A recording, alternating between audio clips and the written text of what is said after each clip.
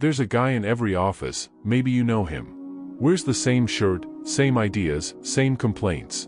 Let's call him Dave. One day, the team suggested using a new software. Faster, cleaner, smarter. Everyone was excited. But Dave? Nah. I've been doing it this way for 20 years. Why change now? The room went silent. He wasn't being cautious, he was scared. Scared that if the system changed, maybe he wouldn't be the expert anymore. That's the danger of a closed mind. It's not about protecting what you know, it's about avoiding what you might have to learn. The Stoics said, you cannot learn what you think you already know. A closed mind is like a locked door in a burning house.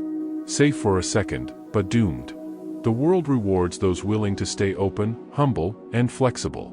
The question isn't, are you smart? It's, are you still curious?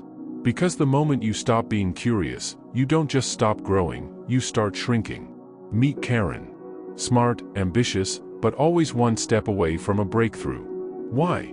Because nothing was ever her fault. Missed a deadline?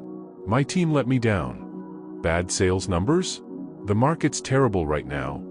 Didn't get the promotion? The boss is playing favorites. Karen built a fortress of excuses. Strong walls.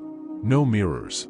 Here's the truth, every time you blame someone else, you give away your power. You hand your future to chance, instead of taking the wheel. Blame feels good, for about 5 seconds. Then it leaves you stuck. Resentful. Small.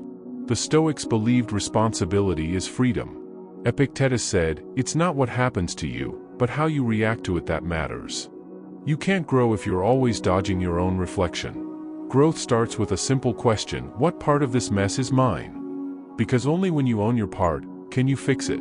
Jake was the smartest guy in the room, just ask him. Every meeting, he spoke the most.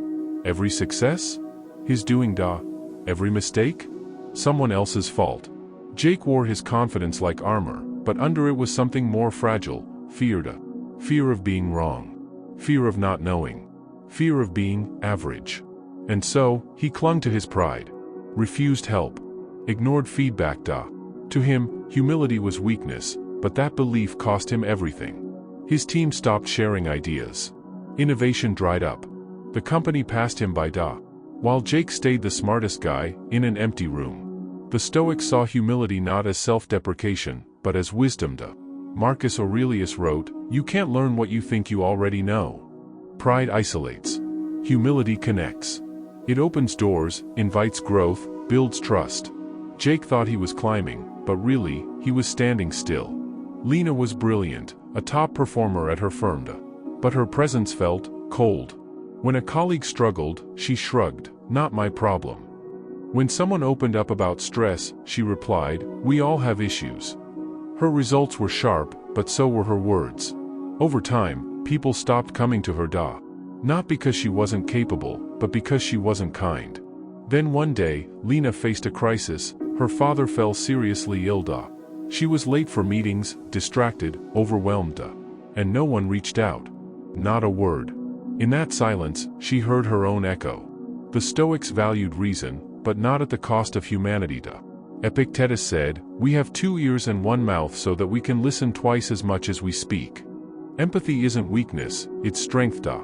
It's what binds us in hardship, what softens the world's sharp edges. Lena learned the hard way, you don't earn compassion, you cultivate it. Brian had a solid job, a decent salary, and a predictable routine da. Same tasks, same coffee, same conversations, day after day da. When the company introduced new software to improve productivity, Brian scoffed, why fix what isn't broken? His younger colleagues adapted quickly, gaining new responsibilities and recognition da. Brian, meanwhile, clung to his old ways, resisting, avoiding, dismissing da. He felt secure, until his role was made redundant. Shocked and bitter, he blamed the company, the system, even society da. But deep down, he knew, the real enemy was his fear da. Fear of discomfort. Fear of failure. Fear of letting go. The Stoics saw change not as a threat, but as nature's rhythm da. Marcus Aurelius wrote, observe constantly that all things take place by change. Growth requires movement.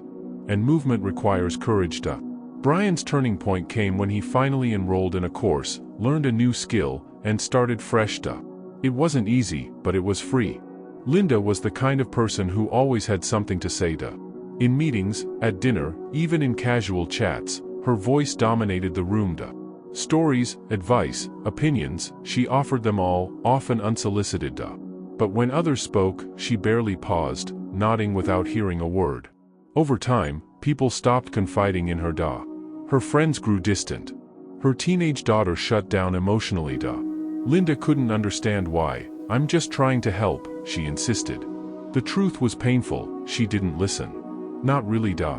And without listening, there's no connection, no growth, no understanding da. The Stoics valued deep attention, to others, to life, to self da. Epictetus taught, "We have 2 ears and 1 mouth so that we can listen twice as much as we speak." One day, Linda decided to change da. She started asking questions, and waiting for the answers da. At first it was awkward. But slowly, she began to hear more than words, she heard emotions da. The walls between her and her daughter began to crumble da. Through silence, she finally found connection.